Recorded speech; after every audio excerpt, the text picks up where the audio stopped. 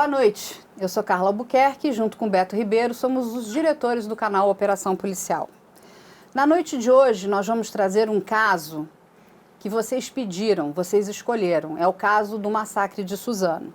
E para falar sobre esse caso tão emblemático, tão trágico, nós trouxemos duas grandes especialistas. Uma é a doutora Rosângela Monteiro, bastante conhecida de vocês, e outra é a doutora Diná Ackerman, também conhecida de vocês do Anatomia do Crime. Elas vão explicar para a gente um pouquinho mais sobre a dinâmica desse crime, sobre a motivação, como ele ocorreu. E o que é muito interessante que eu queria falar para vocês pedem, às vezes ficam muito ansiosos. Coloca esse caso aqui, coloca aquele ali, mas a gente demora um pouquinho mais. Por quê? Porque a gente quer trazer informação confiável para vocês. E complementando todo esse grande guarda-chuva do caso Suzano, eu quero dizer para vocês que ontem o nosso diretor Beto Ribeiro entrevistou o promotor, Dr. Rafael Ribeiro Duval, promotor do caso de Suzano. Nós vamos soltar aqui pequenos trechos da entrevista para vocês entenderem um pouquinho melhor também a dinâmica. Porque muito foi falado na mídia, mas a gente vai descobrir ao longo dessa live de hoje que não foi bem assim como saiu na mídia, né? Então, assim, a gente teve acesso à investigação e à denúncia para que vocês possam ter essa informação confiável e certeira. Mas antes da gente entrar aqui, antes de eu passar a palavra para a doutora Rosângela, para a doutora Diná, eu queria agradecer uma fã do canal. Ela mandou uma coisa muito querida para a gente, que é a Beatriz Bertolucci do Amaral. Ela mandou aqui um presente para todo mundo aqui do canal, as pessoas agradecem, mandou para a doutora Rosângela. Beatriz, muito obrigada pelo livro, a gente vai ler. Você foi muito gentil. E que bom saber que você está seguindo essa carreira aí de criminal profiling, como a doutora Rosângela aqui com a gente. Então, para a gente começar, eu vou pedir para a doutora explicar para a gente que caso é esse. Bom, em princípio, nós temos dois jovens, o Guilherme, de 17 anos, e o Luiz Henrique, de 25, que aparecem na escola, a ex-escola, onde eles estudaram, né? Já não, eram ex-alunos da ex-escola, não, eles eram ex-alunos dessa escola Raul Brasil, no município de Suzano, que é aqui na Grande São Paulo, e simplesmente matam ali 5 alunos, 2 professores, e antes que eles chegassem à escola, eles já haviam, né, assassinado o tio do Guilherme. Quer dizer, foi o próprio Guilherme que matou o tio, pegou um veículo, porque era uma loja, né, de veículos, ele pegou um veículo, se dirigiu até a escola e ali abriu fogo. Né? Ele com arma de fogo e o Guilherme com arma de fogo e o Luiz Henrique portando faca, machado. E isso se encerrou com o Guilherme, de 17 anos, matando o colega, esse amigo que foi com ele, o suposto amigo, de 25, e se matando. Então, mas até para a gente entender um pouquinho melhor da dinâmica, existiu um terceiro partícipe, Sim. né? E o promotor, o doutor Rafael, explica isso. Certo. A gente tem um trecho dessa entrevista que eu quero soltar para vocês, porque ele vai contar, porque esse partícipe explica como é que eles planejaram o crime. Eu vou pedir para o Fernando soltar aí para a gente escuta. 5 meses antes, né, quando eu já estava quase com tudo fechado. Ele coloca assim, tipo, a gente vai entrar lá na segunda aula, mas antes, os noias que ficassem ao redor da escola, a gente ia executar e jogar lá para trás da escola. Iríamos entrar como se nada tivesse acontecido e esperar até o intervalo. Aí, 9h35, que foi realmente o horário que aconteceu, meus amigos de fora iriam entrar como quem não quer nada. Eu e o Taut iríamos, um para cada lado, com facas. Eu ia executar os namorados primeiro, os que ficam mais escondidos, e ele, o povão lá do meio do pátio. Quando a multidão se tocasse, os amigos de fora iriam abrir fogo, porque a gente tinha um revólver com muita munição e uma pistola que era do meu pai. A gente ia deixar as garotas nuas e executar algumas no meio do pátio, e deixar o corpo de uma forma humilhante, e fazer coisas a mais para o crime ficar inesquecível. E ele fala, né, esse partícipe, se matar no final de tudo. É a única mensagem que a gente tem de que eles pretendiam se matar, mas dos executores em si não tem esse se matar, tá? Esse foi o rapaz que não participou, que não foi, tá? Aí, doutora Diná, eu vou perguntar para você, o que leva pessoas tão jovens a cometer atos tão bárbaros, crimes tão bárbaros? Porque quando eles planejam, começam a planejar esse crime, o Taut e o partícipe, que a gente não pode falar o nome dele porque está em segredo de justiça, eles tinham 13 anos. Já o Luiz tinha 21 anos na época. O que leva essas pessoas a quererem cometer crimes tão horríveis? Então, a gente não pode estabelecer com certeza porque não tivemos acesso a esses jovens que morreram. Agora, as pessoas falam que bullying pode levar a isso, que uma família que abandona as crianças pode levar a isso, doença mental pode levar a isso. Só que a gente tem um monte de crianças que sofreram bullying, que sofreram abandono familiar e que são doentes mentais também e que não agem dessa maneira. Não existe, na verdade, um roteiro do que leva a isso. Cada caso é um caso. Nesse caso, tem psiquiatras que até deram entrevista que acreditam que, na verdade, a psicopatologia entre os meninos, o Taut, o Guilherme Taut e o Luiz Henrique, era, na verdade, uma folie AD. O que é uma folie AD? É uma psicose sofrida por duas pessoas, talvez até um folie à trois, porque esse outro menino de 17 anos, o partícipe, que não pode ser divulgado o nome, talvez fosse o comandante, fosse a figura mais importante que puxasse esses outros dois. A gente não pode estabelecer se foi uma folie AD, uma folie à trois, ou se foi realmente isso. Agora, não podemos falar de transtorno de personalidade até o jovem fazer 18 anos. Aí a gente fala que é um transtorno de conduta. Se o Guilherme tal, se tinha um transtorno de conduta ou não, a gente também não pode estabelecer. Mas julgando que fosse uma folie AD, talvez o Taut fosse o comandante e o Luiz Henrique claramente é a figura mais atrapalhada, mais dependente, ou talvez esse menino inimputável, né, de 17 anos que não pode ser divulgado o nome, fosse o comandante. Agora, é errado atribuir a bullying. Quantas crianças que a gente conhece que não sofrem bullying e não se tornam assassinos, não é? Sim, a gente até vai chegar lá na frente, porque eles não sofriam bullying, né? Eles praticavam o bullying. Mas vamos deixar isso um pouquinho mais lá para frente. Eu vou perguntar agora para a doutora Rosângela. A gente pode classificar o que aconteceu em Suzano como um crime de ódio? Olha, na criminologia, sobre, né, a visão da criminologia, o que nós temos aí? O enredo, o que mostra? Um matador em massa. É uma classificação que nós temos de serial killers. Então, o matador em massa é um tipo de serial killer. Por quê? Porque ele mata várias pessoas no mesmo local. Então, essa é o que a gente tem que considerar para tentar entender o que aconteceu. Então, a característica principal do matador em massa é matar um número de pessoas, que pode ser 4, 5, 20, né? Depende ali das circunstâncias, no mesmo local. Então, tudo que eu vejo do comportamento deles, né, leva a isso.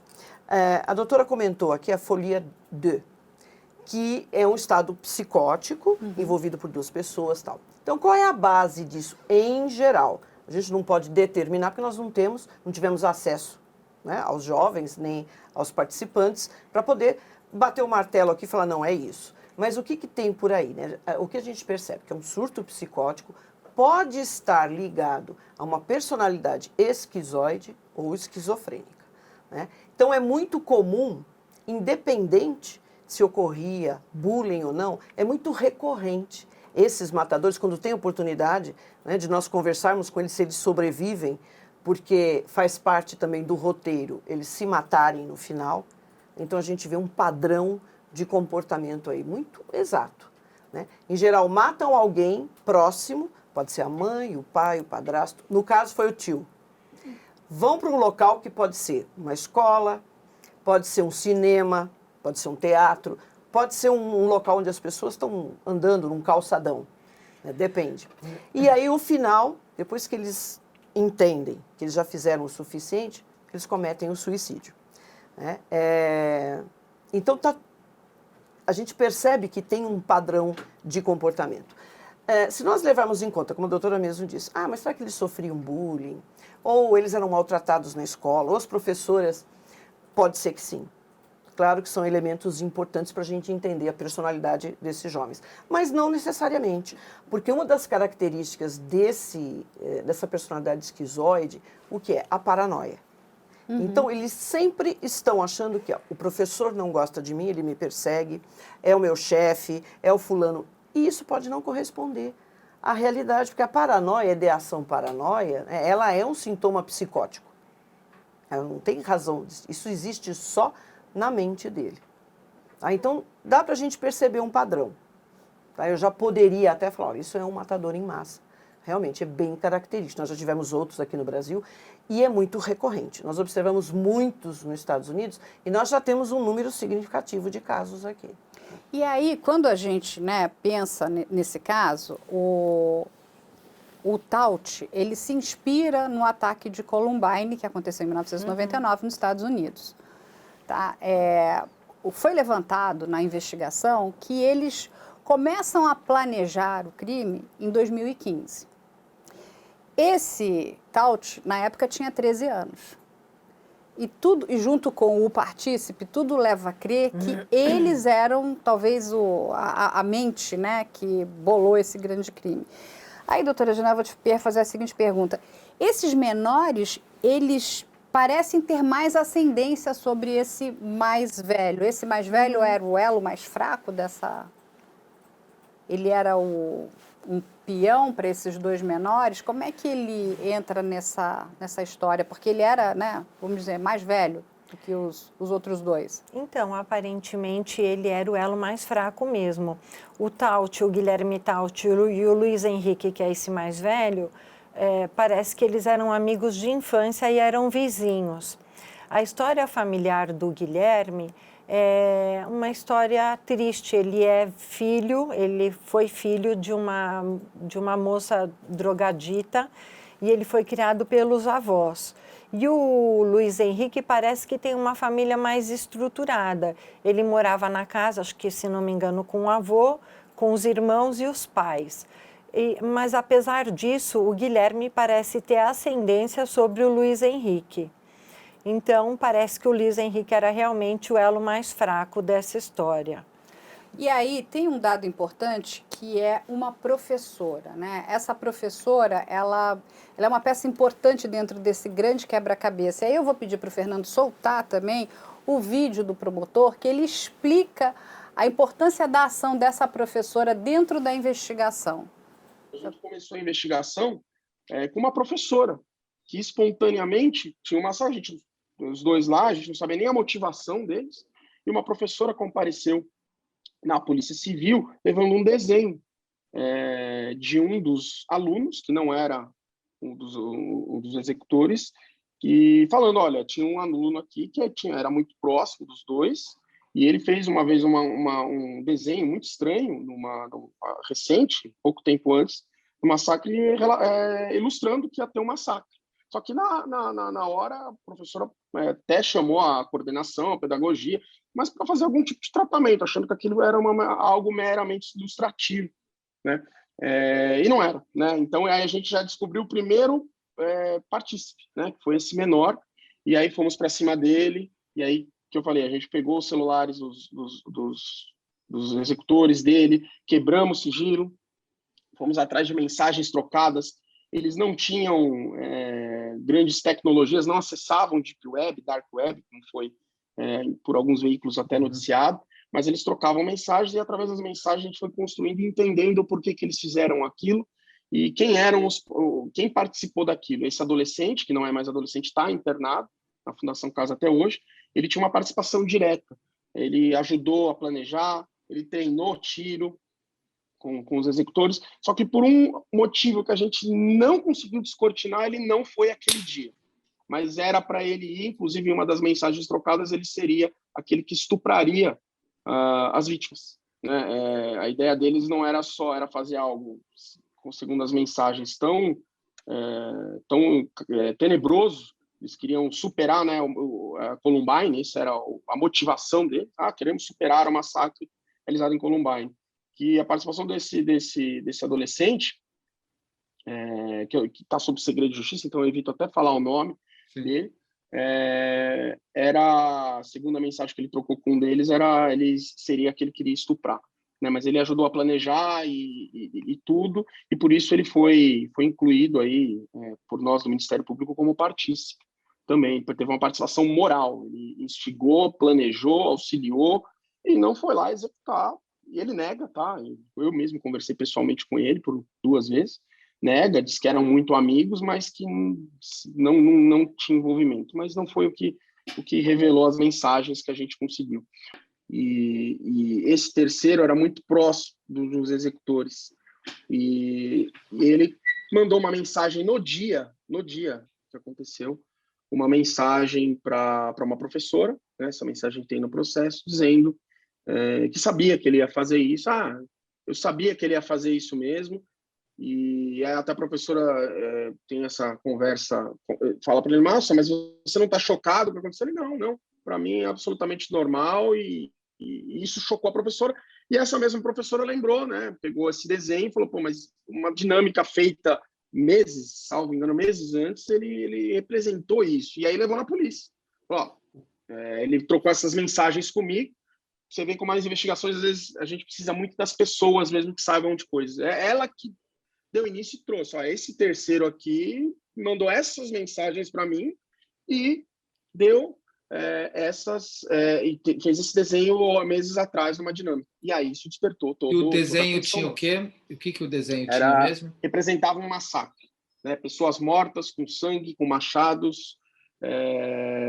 Um massacre, mas não necessariamente um massacre dentro da escola, né? A professora disse que na dinâmica era uma dinâmica para representar algo que eles sonhassem, algo nesse sentido, tá, Beto? Eu não vou lembrar com detalhes. E a gente fez esse desenho. O que vai ficar na minha cabeça é isso aqui.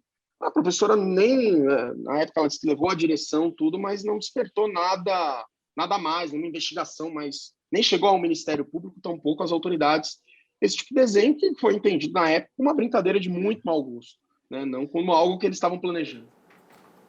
Doutora Rosângela, dentro da questão da criminologia, né, é importantíssimo descobrir vamos dizer, né, esses pedaços desses quebra-cabeças, né? E essa professora, ela foi fundamental, porque ela traz muita informação preciosa para as investigações. Explica para a gente um pouquinho melhor isso. Fantástico. Tá? O comportamento, o tirocínio, a inteligência dessa professora. Por isso que a gente precisa estar atento a tudo. No momento, ela poderia, realmente ela não ligou ou imaginaria que, será que isso já é alguma coisa que poderia vir a acontecer? Né? Porque acho que ela nem tinha contato com esse tipo de coisa. Mas, após o ocorrido, imediatamente, ela ligou os fatos, né, e encaminhou. Porque senão isso ficaria, como os jovens que cometeram o crime se mataram, não tem investigação, acaba. Isso é arquivado. Procura-se num primeiro momento, poxa, mas o que levou esses jovens a fazer isso? Então, mas não tem, né, a quem imputar o crime, se eles se mataram. Né? Mas veja só, esse fato da professora perceber, e ela ainda receber as mensagens, exatamente do garoto, né, que tem uma personalidade totalmente diferente. Né? Até os 18 a gente não pode falar que é um psicopata, podemos falar condutopata, mas é uma personalidade psicopata. Contanto que ele tem essa capacidade de perceber a vulnerabilidade no outro.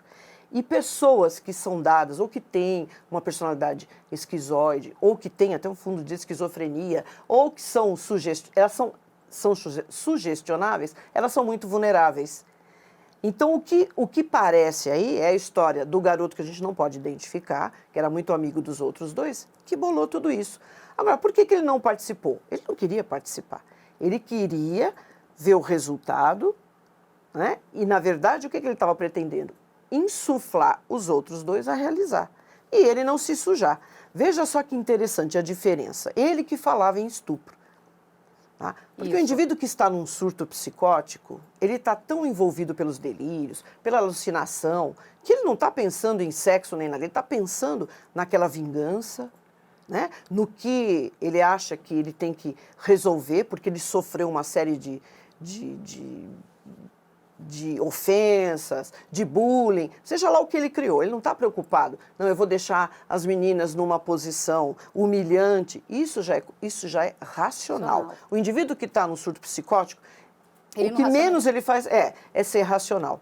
Então, veja, o fato dela levar isso abriu a investigação para um outro indivíduo que realmente pode ser aquele que engendrou tudo isso, que montou toda essa história e insuflou aqueles dois que são mais vulneráveis, e ele percebeu, né, até a ponto deles realmente efetivarem, né, e ele ficou assistindo. Então foi fundamental. Foi fundamental. E assim, e tem um outro dado que eu vou perguntar aqui para a doutora Diná. Eles seriam capazes de cometer esses crimes se estivessem separados, ou eles precisavam estar juntos para cometer esse massacre? Isso é um perfil que eu preciso do outro para me incentivar, ou não? Eu tenho meu ideal maluco que eu quero sair matando pessoas. Então, falando da fenomenologia, né, do porquê que eles mataram, se a gente acha que é uma folia D, que é uma psicose vivida pelos dois ou pelos três, eles precisavam um do outro para matar. Agora, qual é a psicodinâmica de um indivíduo que mata? Ele geralmente é uma criança que cresce isolada, com muita raiva da sociedade, com medo também, e é uma pessoa perseguida, ele é desconfiado, ele é perseguido, ele é paranoide. Então, todas as outras pessoas são perseguidores, o mundo é hostil e é um perseguidor. E como ele sofre humilhação e vergonha na cabeça dele, ele é perseguido por essa sociedade injusta, ele acaba sonhando com vingança. Então, se um não faria sem o outro, se fosse uma folia D, com certeza não faria sem o outro. Agora, na psicodinâmica individual, o que acontece?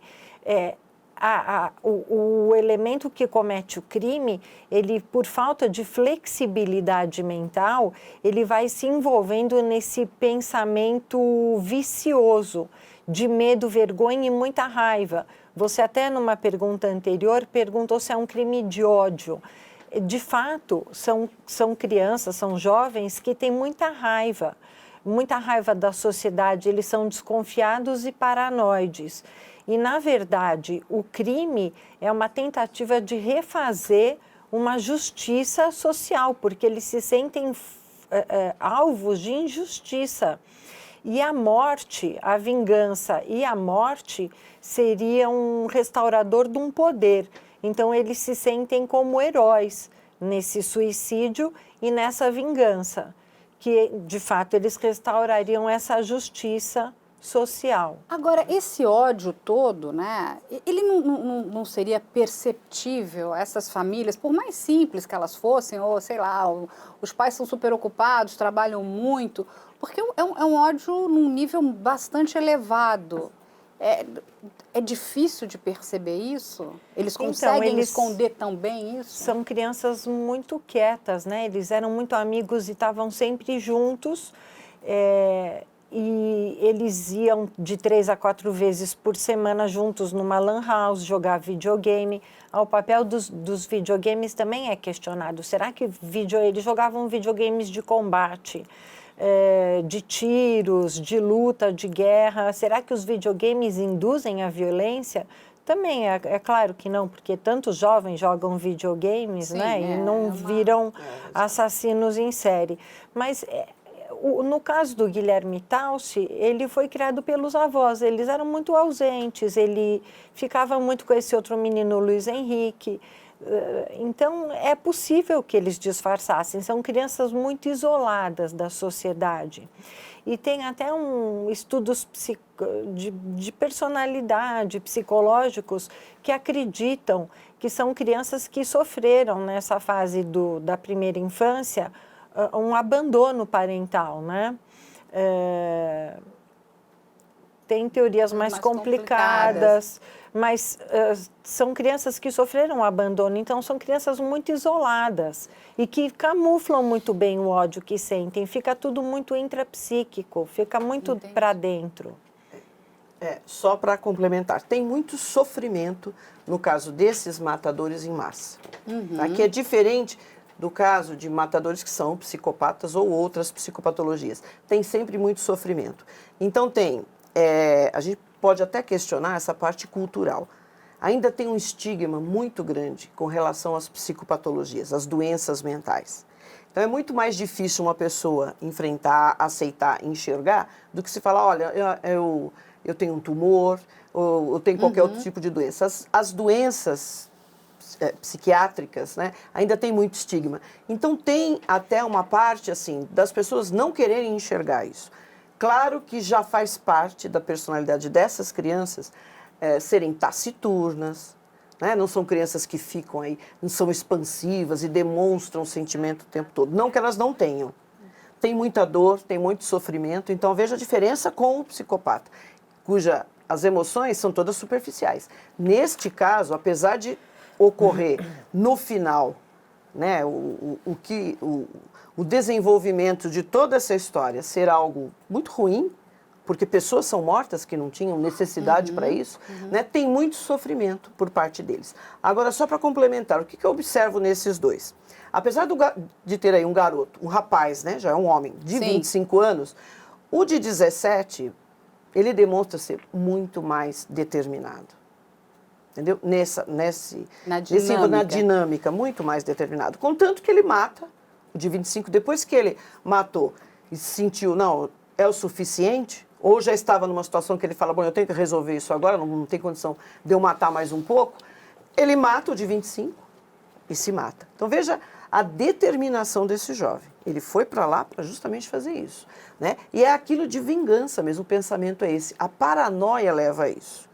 E outros sintomas psicóticos. Então, é sempre a mesma história. E ele pode fazer isso sozinho. Nós temos casos aqui no Brasil, não necessariamente precisa de uma outra pessoa. Não necessariamente precisa ter um indivíduo manipulador por trás, como aconteceu aqui. Então, aqui a gente até fez o link com outro garoto que engendrou tudo isso, que manipulou, que levou. É claro que o Guilherme e o outro rapaz, eles também tinham características de se deixar levar por isso. Certo. Porque ele poderia tentar isso com outros garotos, mas assim, o que é isso? Fica na brincadeira. Eles não. Então veja a inteligência desse rapaz, que é o partícipe aí, que a gente não pode citar, em perceber que aqueles dois levariam o caso à frente. O plano todo adiante. Então até o suicídio já estava planejado. E é claro que ele não ia participar. Ele queria só visualizar. Ele queria se divertir com a história. Poxa, como eu sou bom. Eu consegui levar 2 garotos a fazer esse tipo de coisa e eu fico de fora.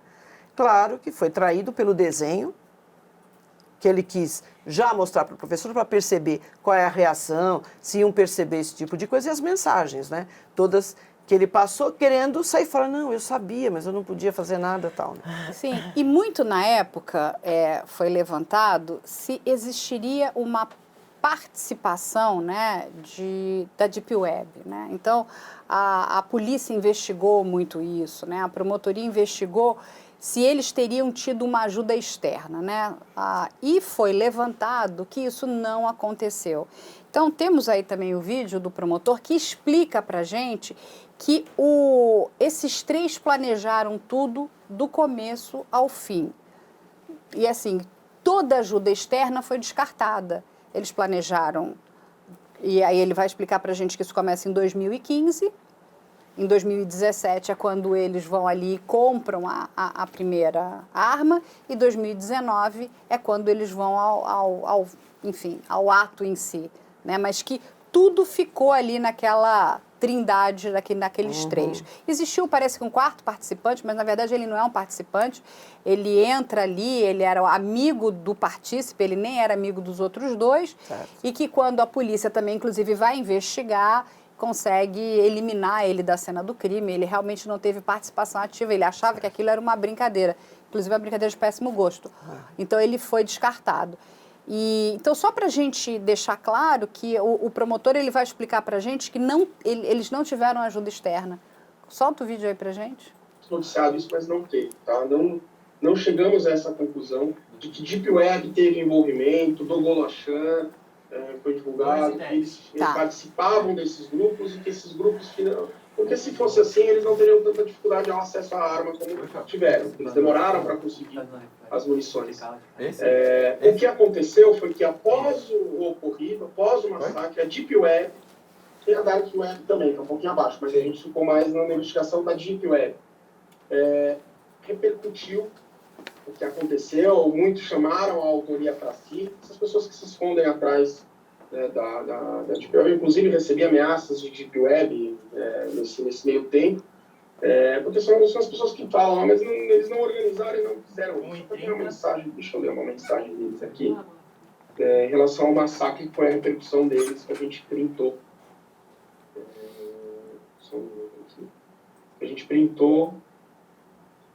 Que foi a repercussão mais próxima do que aconteceu, que me levou até a desconfiança maior em relação ao cabelo, que eles falam muito do cabelo. O que eles falam aqui, depois eu vou te mandar, prenderam o nosso contato cabelo. Todos que falaram com ele recentemente, apaguem todos os rastros. Repito, apaguem todos os rastros. Aí o outro fala, caramba, o cabelo caiu, atenção a todos, apaguem os rastros. Aí eles falam os termos, agora que eu tinha encomendado 2 lápis 6B com ele, o cabelo virou careca, eles começam a tirar sarro. E aquele ajuste tem um pouquinho de cautela, porque a internet, as pessoas até de web, são pessoas com conhecimento de tecnologia, mas a gente não sabe até que ponto tem seriedade, até que ponto estão falando por falar. Eu mesmo recebi algumas ameaças, algumas sérias, outras não, de Deep Web. Mas o que chamou a atenção foi eles falarem do cabelo, que foi esse que eu denunciei. E repercutir, colocaram fotos, enfim. Essa foi a repercussão que deu a Deep Web, tá? Do Fórum do Dogolachan, envolvimento deles. Eles tinham um conhecimento, muito pouco conhecimento de tecnologia. Até pelo celular e pelos computadores que a gente aprendeu deles, nada de acesso, nada. Senão a gente conseguiria verificar algum tipo de acesso de Deep Web, principalmente do terceiro. Então, doutora Diná, aí a promotoria, as investigações, comprovam que não houve, a gente não teve um agente externo ajudando esses rapazes ali. Então, eles ficaram durante 4 anos planejando esse massacre, esse crime. Compraram armas, esconderam as armas. E aí, de novo, eu vou fazer essa pergunta aqui. Como é que eles conseguiram esconder isso por tanto tempo de tanta gente? Porque, aquela coisa, o crime perfeito, ele tem que ficar, a gente aprende até isso com a polícia, com uma única pessoa. No momento que você tem 3 ali, você tem a qualquer momento, um pode errar, soltar alguma coisa, passar alguma informação que não deve e alguém perceber. Mas ninguém percebeu e foram 4 anos. 4 anos, ninguém percebeu absolutamente nada. Pois é. Eles são bem discretos, pelo visto. Parece que eles mantinham eles compraram uma besta no Mercado Livre, eles tinham machadinha, faca, coquetéis Molotov, e parece que tinha uma mala com os fios que simulavam uma bomba também. Eles não e tinha um revólver 38, eles não estavam extremamente armados, mas eram armas importantes. Quem encomenda uma besta no Mercado Livre e deixa no seu quarto, uma hora o avô, a mãe vai achar aquela arma. Só que eles tinham um esconderijo, que era o carro do Luiz Henrique, Eles deixavam tudo guardado, todas essas armas guardadas no carro deles.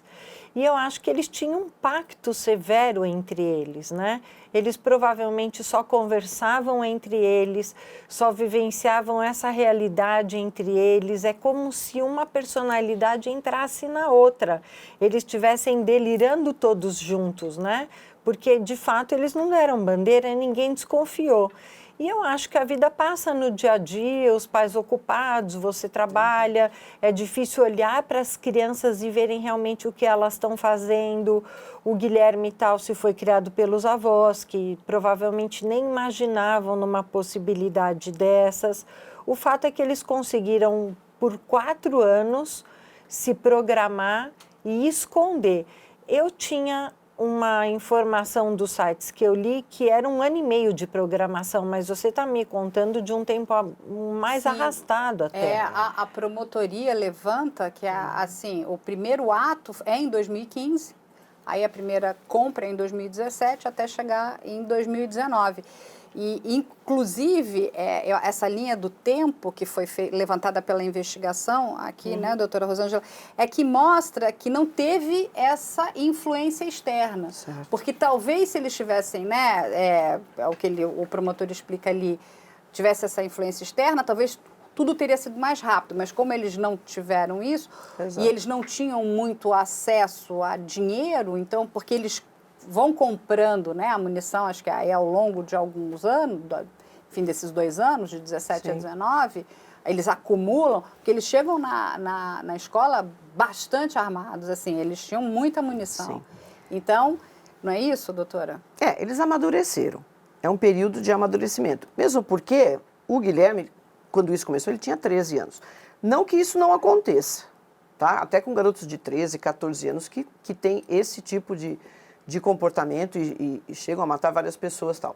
Mas houve. Então, tanto pela falta de recursos deles, né, como o amadurecimento da história, de tudo que eles iam fazer. Então, tem que ter um período, né, para que eles decidam efetivamente, né, planejem tudo muito certinho. É que a gente pensa que uma pessoa que está num surto psicótico ou que tem algum tipo de psicopatologia, eles não têm condição, né, de organizar nada ou de pesquisar.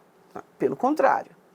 Tá? O motivo que leva a isso é que está errado, mas eles têm possibilidade. E as redes sociais e a internet possibilita muito isso, principalmente para um garoto que possa ter uma personalidade esquizoide, que são os mais retraídos, tal. Ele vive na internet, o mundo dele é da internet. E é difícil, né, até para os pais mais jovens, acompanhar. Às vezes, preocupados com o cotidiano, deixam de observar o que o filho está fazendo no quarto, tanto tempo, né, na internet. Né? Mas ele é muito determinado. Então, é capaz realmente de fazer isso. E olha, esse é um dos, vamos dizer assim, crimes mais difíceis de você trabalhar, porque você não consegue prever. Como que você prevê? Talvez aquele desenho. Nos Estados Unidos, eles têm já órgãos especialistas em buscar esse tipo de coisa. Esse tipo de perfil. De perfil. Até pela pesquisa na internet, de munição. Aqui no Brasil, a gente não percebeu a importância disso ainda. Talvez até a professora pudesse falar, olha, eu recebi isso aqui, não é uma coisa normal, precisaria dar uma olhada o que está acontecendo. Então, aqui não existe ainda algo que pudesse dar suporte para que você evitasse. E realmente é muito difícil. Quando você envolve uma psicopatologia, uma situação dessa, não tem como você prever. Como é que você vai saber que um garoto vai fazer isso? A família não acredita nisso. E nem a polícia tem ferramentas para chegar. Então, é sempre uma grande surpresa. E aí, eu quero chegar na questão das armas, mas antes eu vou pedir para o Fernando soltar ali o vídeo das câmeras de segurança do massacre na escola, para a gente prestar atenção numa coisa. Aí eles estão, é o horário, né, do intervalo da escola. Sim. Olha lá, esse é o mais novo, né, que ele... Sim, é o Guilherme, né? É o Guilherme. A determinação dele. O jeito que ele anda, né? Ele... Olha, ele não hesitou. Aí o outro... Veja o outro. Ele já é mais atrapalhado, né? Sim. Ele joga tudo no chão, ele é mais desleixado, né? Exatamente. Daí dá pra gente perceber o quanto o garoto de 17 é determinado. Mas a pergunta que eu vou te fazer, inclusive, é o seguinte. Você tem anos, né, de experiência nessa área criminal. Existe alguma diferença para você escolher a arma, né, entre a arma de fogo e a arma branca? Olha, esse tipo de crime, eles querem matar rapidamente. Ninguém está interessado ali em prolongar a morte, em torturar. Então, esse tipo de matador, ele quer matar. ele está preocupado com a ação, o final, e não com o processo. Porque a gente, quando lida com um psicopata tal, é uma história diferente. Então, ele quer ficar com a vítima, ele quer torturar, ele vai permanecer. Até a maneira de matar é demorada, ele quer ter controle. Por isso que eles matam por asfixia, porque ele consegue controlar. Esse tipo de matador, não. O resultado tem que ser rápido. A arma de fogo, gente, é um facilitador. Não tem como tirar esse estigma. Tá? É uma arma que você pode usar à distância, você não precisa chegar perto da pessoa e basta puxar um gatilho. Isso uma criança faz. As pessoas têm a ilusão que, nossa, para você puxar um gatilho de uma arma, não sei quantos quilos, não pode uma criança. Tem criança de 5, 6 anos que puxa o gatilho de uma arma. Tá? É um facilitador. Por isso que a gente vê muito arma de fogo. E aqui no Brasil é fácil conseguir arma de fogo. Infelizmente. Infelizmente. Fica difícil para aquele que quer conseguir, assim, dentro da lei. Porque são Tendo porte. Tendo porte. Aí a coisa fica mais complicada. Mas para conseguir arma assim, é muito fácil.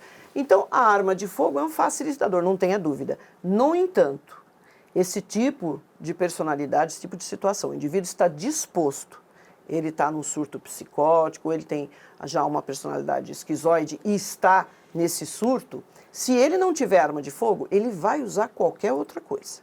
Mas é tão fácil quanto, porque uma coisa é o que você está falando, eu só tenho que apertar o gatilho e matar. A outra, eu tenho uma faca, eu preciso ter, inclusive, a coragem de esfaquear. Outra é uma besta, é machadinho. Sim. Ele tem que ter quase que uma luta corporal, não Exato. é isso? Sim, mas ele faz. Se ele estiver determinado, olha só o caso de Santa Catarina. Que era do facão, né? De saudade. Do facão, exatamente. Tá? De uma outra escola também. O indivíduo entrou com o facão. E ele se feriu quase que ele consegue o intento dele, que era se suicidar, com o facão. Não é? Com uma arma branca. Não é muito comum. Tá? Realmente, eles preferem arma de fogo, ou então, vou usar o termo aqui, paulada, entendeu? Esse tipo de pancada, ou vai com bastão, alguma coisa assim. Tá? Eles até se preparam. Tem casos que esses indivíduos, eles fazem todo um treinamento, né, e academia, uma série de coisas, exercícios para adquirir força para fazer isso. Veja o caso de Minas Gerais, o Damião, aquele senhor que era um zelador, ele era um vigia de uma escola, de uma creche. Isso. Então, ele não tinha recursos para conseguir uma arma. O que ele fez? E ele estava em tratamento. Já psiquiátrico, inclusive, estava afastado. Né? Esquizofrenia. O que ele fez? Ele fez o que ele tinha possibilidade. Ele foi de bicicleta, foi até um posto de gasolina, comprou um galão de gasolina, porque as pessoas são sempre pegas de surpresa. Ainda mais uma escola onde tem muitas mulheres, crianças, ninguém está esperando que o senhor, que é o vigia, vai entrar com um galão de gasolina, joga gasolina em todo mundo e ateie fogo, inclusive nele. Uhum. Então, o elemento surpresa vale muito. Então, você fala, poxa, mas ninguém percebeu. Se você não tem uma informação antes, você nunca vai esperar esse tipo de coisa. Que um aluno, que uma pessoa que você conheça, faça isso. Sim. Então, assim, claro que arma de fogo, a facilidade com que você consegue, aqui no Brasil principalmente, ajuda bastante e é um elemento facilitador para tudo. Né? Mas se não tiver e a pessoa realmente estiver determinada, ele vai utilizar qualquer outro meio. E aí, doutora Diná, o promotor levanta a seguinte questão, que durante a investigação também, eles descobriram que o Táutio mais novo era um exímio atirador. Então, e ele tinha munição para fazer um estrago maior do que ele fez. Só que ele resolve fazer uma pirotecnia, atirar para o alto, começar a assustar.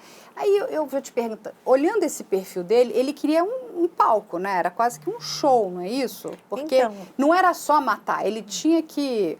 Era uma coisa meio, olha o que eu estou fazendo. Ele queria chamar a atenção para si, não era? Ele era um exímio atirador, os dois frequentavam estandes de tiro, praticavam. De fato, ele podia ter matado muito mais do que ele matou se ele fosse direto ao assunto.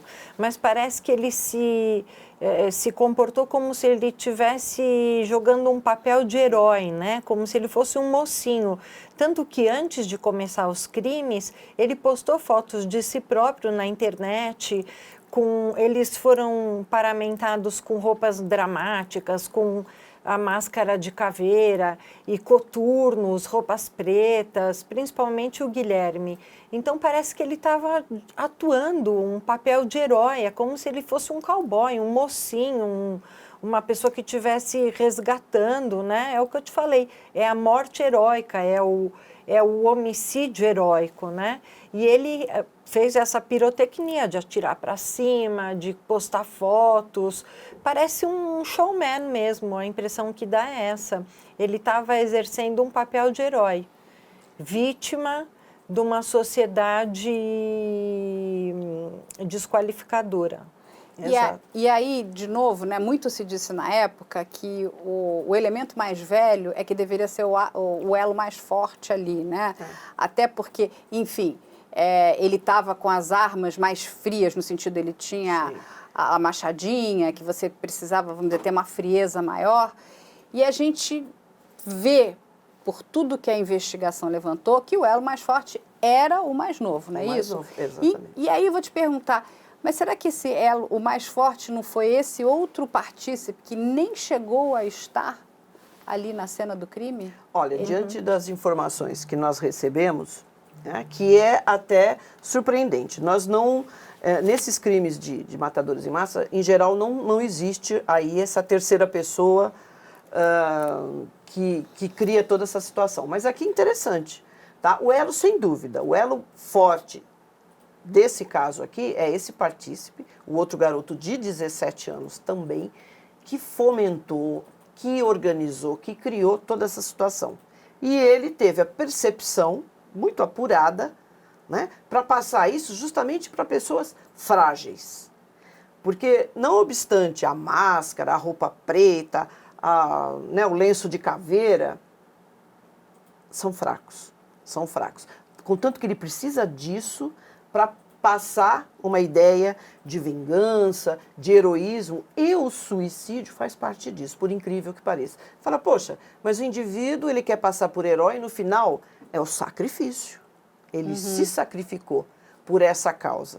Por isso que eles se matam no final. Mas nesse caso aqui, tudo leva a crer, pelas informações que nós temos, que o elemento forte realmente, nessa parte de elaboração, foi o outro garoto, né, de 17 anos. Mas ali na dupla, a determinação estava no Guilherme Tauti. E por que, doutora Diná, esse desinteresse tão grande pela vida, né? Porque a vida não vale nada no final, nem a das pessoas e tampouco a deles, né? Eu não diria que a gente deva olhar por esse lado, um desinteresse pela vida, mas na verdade eles são pessoas que se sentem injustiçadas, como eu já disse, e eles querem reparar uma injustiça e eles acabam mergulhados numa dinâmica de vingança. Eles sentem muito medo e querem se vingar e são justiceiros, e a morte, ela é heróica, ela é grandiosa. Então, não é que a vida é desvalorizada, a morte é valorizada, né? A morte traz um reparo para essa vida tão sofrida e um poder, o poder do heroísmo, né? De se ver como uma vítima do mundo e querer vingança contra um mundo injusto. E, doutora Rosângela, qual o papel das mídias sociais, né, nesse massacre? Eles se prepararam, né? Eles usaram no final as mídias sociais como ali que eu vou até a minha última postagem. É isso, eles vão, eles posam, eles se mostram poderosos. Todos nós, né, vivemos agora isso. As mídias sociais vieram para modificar a nossa vida.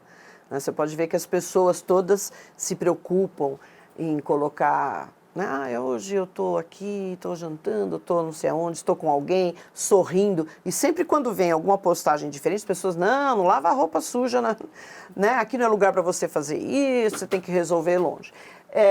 A gente não pode descartar, não dá para a gente viver mais sem isso. O que precisa ter é comedimento.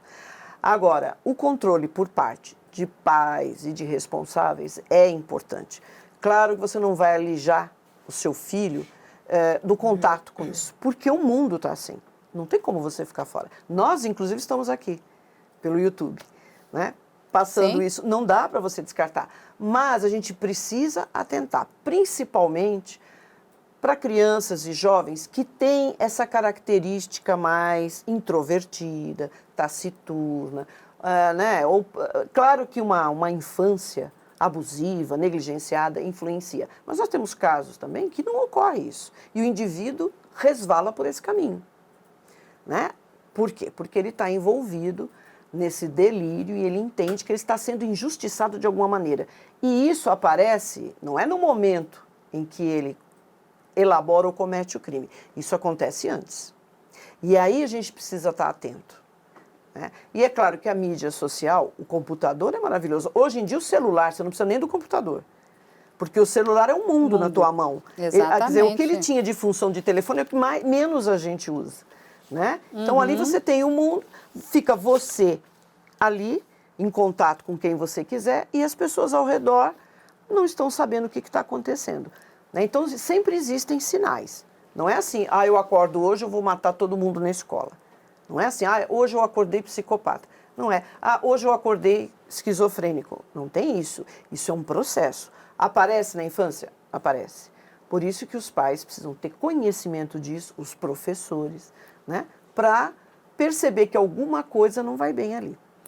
E a denúncia, ela fica em cima, o promotor explica pra gente, que ela fica em cima das pessoas que venderam, né, as armas e por que venderam. E aí eu vou pedir para o Fernando soltar esse trechinho, né, da entrevista com o promotor, que ele explica isso, a questão da venda de armas por esse elemento que se chama cabelo. A gente puxou mensagens de Facebook, enfim, e a pessoa que aparecia mais nas mensagens dele era o Cabelo, esse vulgo Cabelo, que eles conversavam muito nas mensagens. Cabelo, arranja arma pra gente. E o Cabelo, nas mensagens, replicava, falava, não, eu vou arranjar o 38, vou arranjar... Mas em nenhum momento falava que sabia do massacre. E aí a gente foi atrás desse Cabelo, né? E ele confessou, falou, não, realmente... Esses meninos me procuravam, eles moravam próximos a mim, era um mecânico. Eu tinha alguns contatos escuros, indiquei para eles onde pegava munição, indiquei para eles onde pegava arma. Eu intermediei a venda da arma, foi um outro rapaz que vendeu a arma, mas eu não sabia o que eles iam fazer com a arma. Eles disseram para mim que era para proteger o sítio. Ele confessa a venda da arma, mas nega saber das intenções. Então, ele indicou o vendedor da arma, indicou um vendedor das munições, que portava, inclusive, parte das munições legalmente, porque era atirador, era CAC, né? Era atirador profissional, esportista, né? Na época, ele tinha algumas munições, e ele trocou essas munições ele não teve contato direto com os autores do massacre, mas deu essas munições para esse Cabelo repassou para os meninos. E um quarto foi um rapaz que eles combinaram pelo Facebook de se encontrar na catraca de um metrô da estação Paraíso, salvo engano, São Paulo, para receber essas munições. Conversaram, combinaram preço. Não, vamos lá, na tal dia, tal horário, na catraca do metrô Paraíso e infelizmente, a gente não conseguiu as imagens. Foi o que até causou a absorção do rapaz, porque o metrô, ele apagou, tem acho que um prazo, 6 meses, né? Tem um prazo, já não tenho mais, isso foi em 2018, né? Eles não tinham mais as imagens, então a gente não teve a prova da transação dessas munições, teve a prova da negociação. E aí, Beto, processualmente eu entendi, para também não ficar juridiquês, eu entendi Sim. que os 4 vendedores de arma, eles agiram sim com dolo, porque eles assumiram o risco. Dolo não é só querer, é assumir risco. Eles assumiram o risco de produzir um resultado a partir do momento em que criam um risco proibido por lei. O que é o risco proibido? Eles criaram um risco ao entregar uma munição proibida para menores de idade, um armamento que não era uma munição, eram muitas munições para menores de idade, com armamento. É diferente daquele que entregou, por exemplo, o machado. Ele não criou um risco proibido. Vender machado não é proibido. Vender arma de fogo, se não tiver autorização, normalmente não é proibido. Então, ao criar um risco proibido por lei, entregando uma quantidade considerável de munição a adolescentes. Eu tenho outras provas na instrução de que o Weber repercutindo o nome deles, enfim.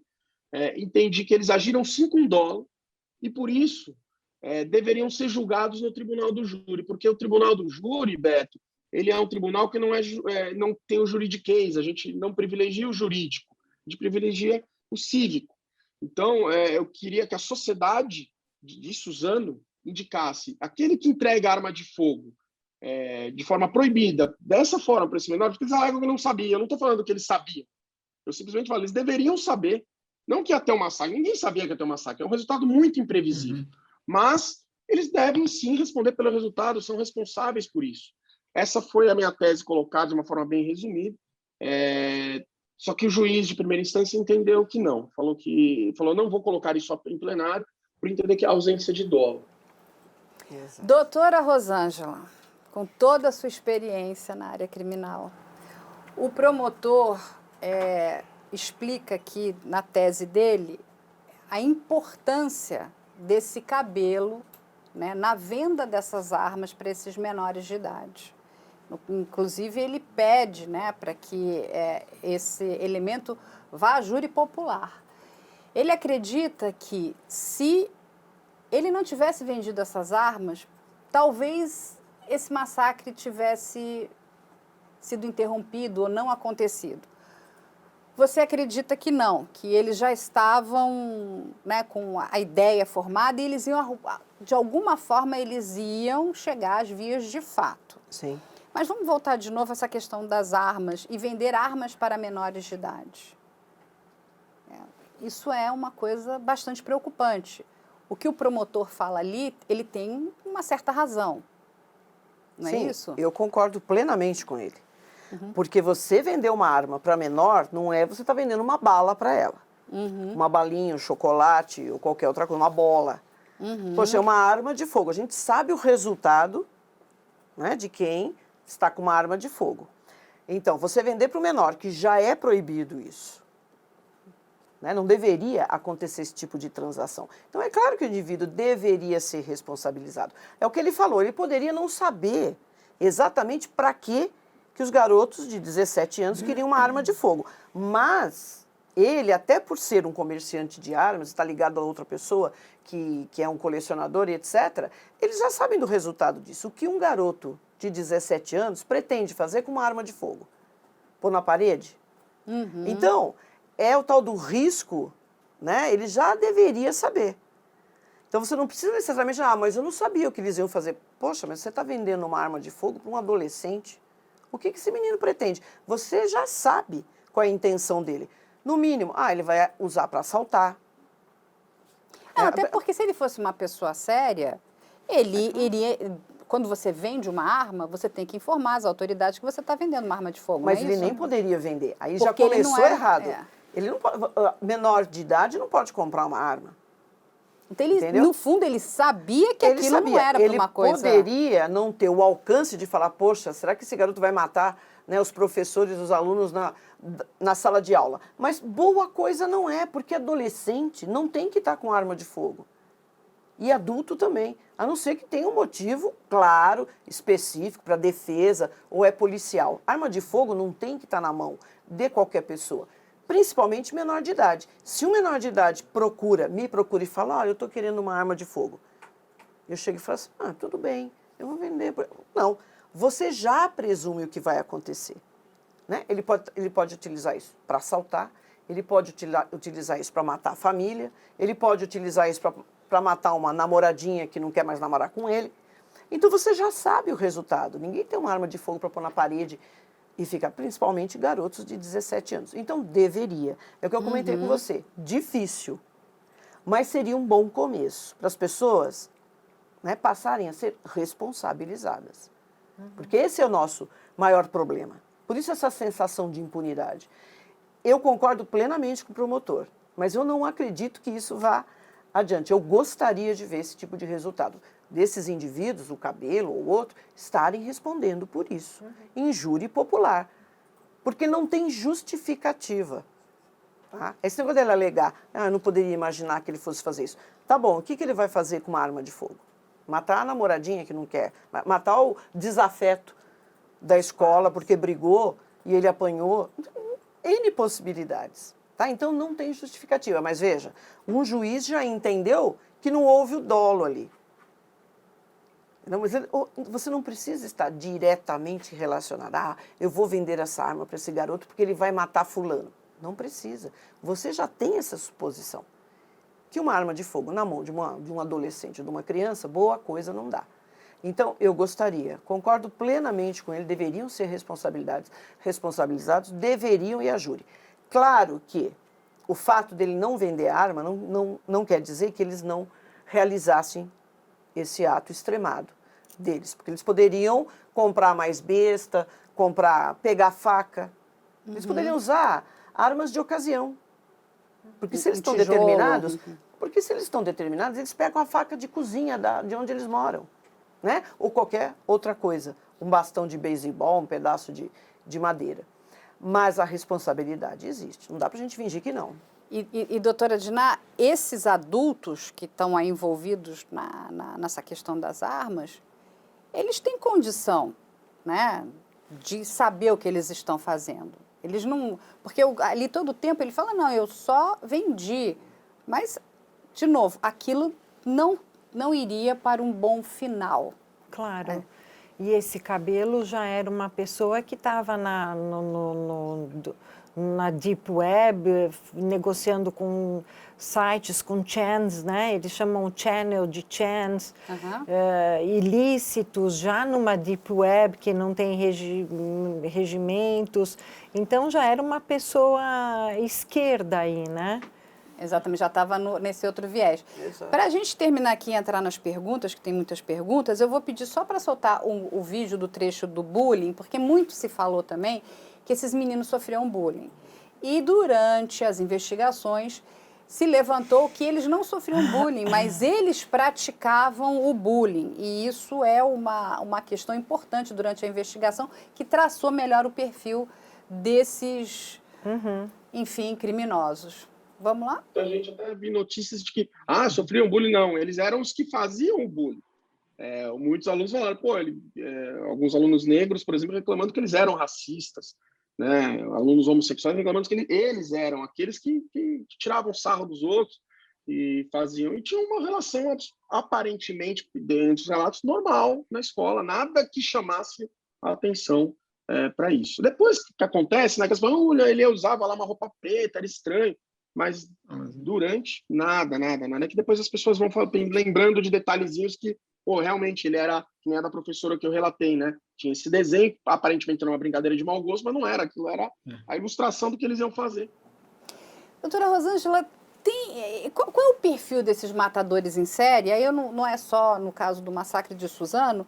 E existe alguma forma, né, das escolas perceberem esse comportamento violento? Existe alguma ferramenta?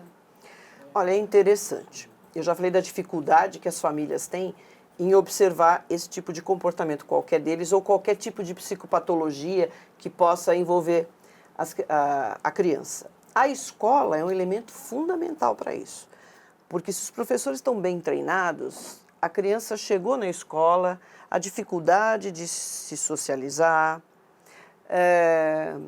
até violência doméstica é possível você verificar. A criança vem machucada, tal. Dá para você observar a negligência com a criança ou um comportamento abusivo que exista na família. Então, um professor bem preparado, ele já consegue. E, em geral, é na escola que aparecem esses sinais, porque a professora, em geral, entra em contato com a família e fala, mãe, eu preciso conversar com você.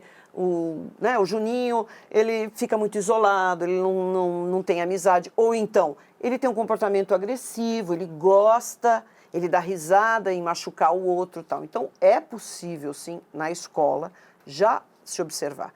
É um grande elemento. E olha que interessante, com a pandemia, esse tipo de relato diminuiu, porque as crianças não vão para a escola. Né? E a escola é um elemento fundamental. Professores preparados, né, coordenador pedagógico, que tenha esse olhar é fundamental, porque é da escola que sai a informação para a família. O primeiro contato vai falar assim, olha, aqui o comportamento está um pouco diferente. Ou porque fica muito retraído, ou porque é violento e gosta da violência. Tá? Então, dá para perceber isso na escola. E a professora não é mãe. Porque pai e mãe, né, tem aquela coisa de justificar. Não, ele só está testando os limites. Ou não, é porque ele é mais quietinho.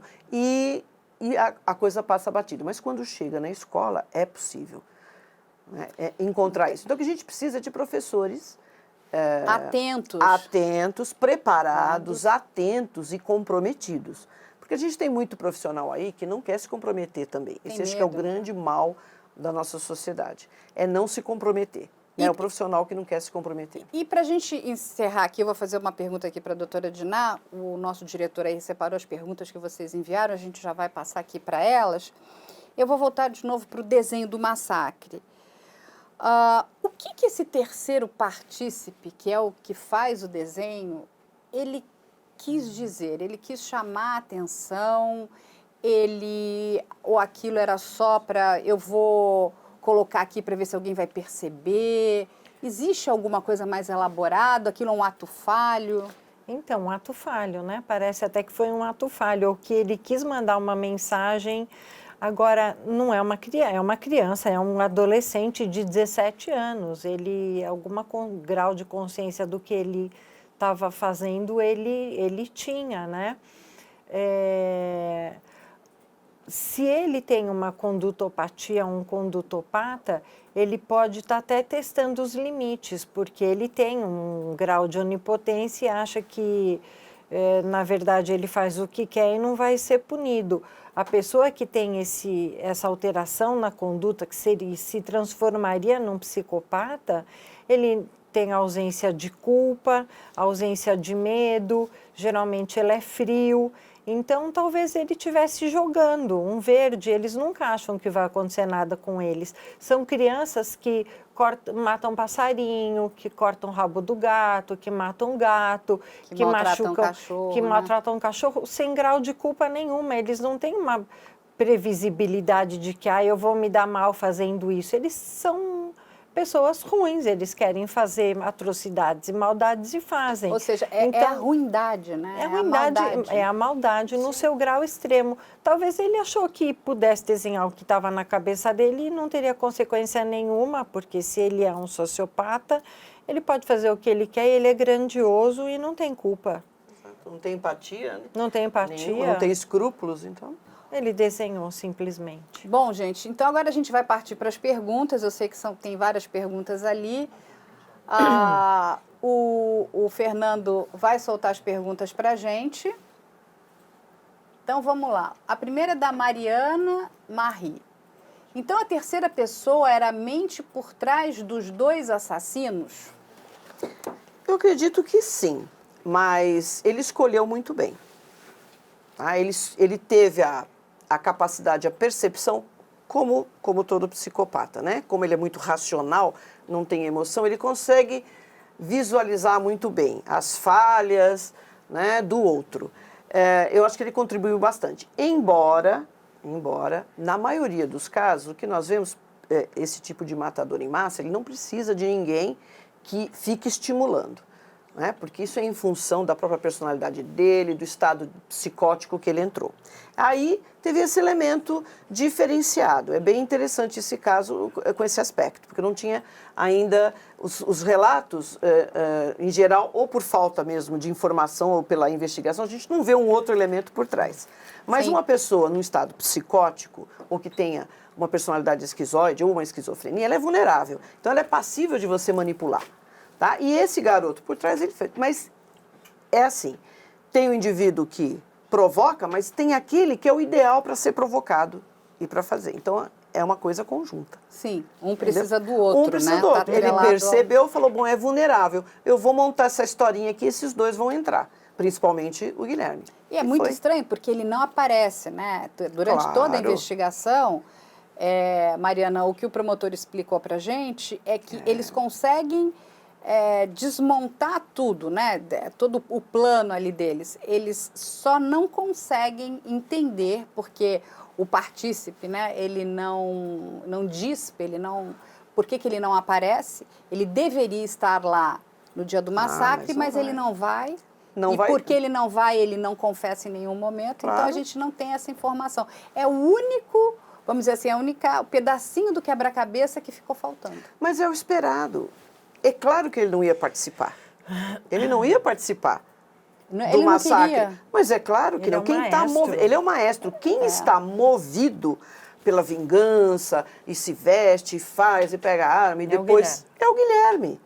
Até o rapaz de 25, ele foi levado. Eu não acredito que ele talvez estivesse. Ele foi porque estava ali no meio, entendeu? Falou, pô, esse negócio legal, eu vou aparecer. Contanto que você vê a dificuldade dele. É um rapaz de 25 anos que cai a mochila e depois ele pega não sei o que, ele não sabe o que faz. É. E veja a determinação do Guilherme. Ele encontra esses dois para cometer exato. o É claro que ele crime, não ia né? aparecer. O plano, né? Talvez que ele tenha criado ali, né? É mais ou menos o caso da Suzane, né? Que mas pega isso- o namorado e o irmão para cometer o crime para Porque ela. eles não querem atuar diretamente. Então eu vou pegar aquele que é manipulável, sugestionável, vai fazer por mim. Mas eu sou o mentor. Tá? E aí foi uma conjunção interessante de um indivíduo que já poderia fazer isso espontaneamente, pelo delírio, por toda a situação ali patológica dele. E aí teve a contribuição. Né, do Vamos outro. lá para a próxima pergunta, da Patrícia Dalacqua. O que levou esses garotos a fazerem isso com uma justiça, quando eles mesmos faziam bullying sobre os outros? Então, eles acham, eles são paranoides, eles são pessoas desconfiadas e na psicodinâmica o mundo está contra eles, o mundo é injusto. Então eles precisam reparar essa justiça. Apesar deles serem os bullies, provavelmente eram crianças isoladas, o Guilherme não teve mãe, a mãe era uma drogadita que vivia nas ruas, nem vivia na família. Então, eram crianças isoladas, crianças desconfiadas, paranoides e achavam que o mundo era contra eles. Era um lugar injusto e eles precisavam reparar a justiça, apesar deles serem bullies também, porque eles são desconfiados e respondiam ao mundo com ódio e medo.